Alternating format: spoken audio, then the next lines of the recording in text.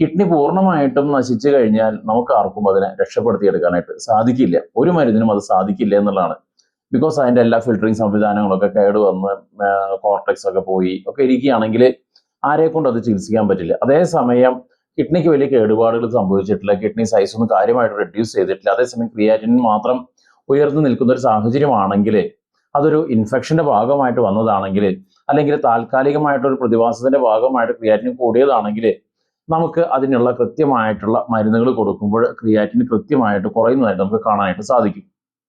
ഇത് ആയുർവേദ മരുന്നുകൾ എത്ര നാൾ കഴിക്കേണ്ടി വരും എന്നൊക്കെ നമുക്ക് പലപ്പോഴും സംശയം വരാം.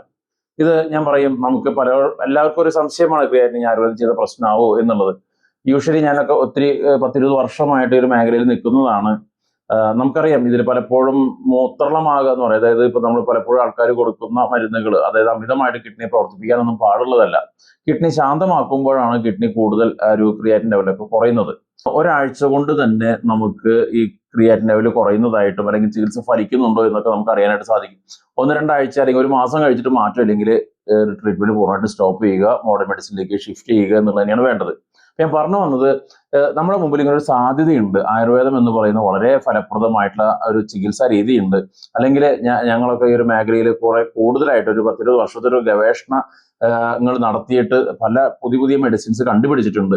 അപ്പോൾ ആ രീതിയിലുള്ള മെഡിസിൻസ് ഉപയോഗിക്കുമ്പോൾ കിഡ്നിക്ക് വലിയ ഡാമേജ് ഒന്നും ഇല്ലെങ്കിൽ നമുക്ക് ഡയാലിസിസ് ഒന്നും കൂടാതെ രോഗിയെ നമുക്ക് പ്രിസർവ് ചെയ്യാനും രക്ഷപ്പെടുത്താനായിട്ട് സാധിക്കുന്നുണ്ട്.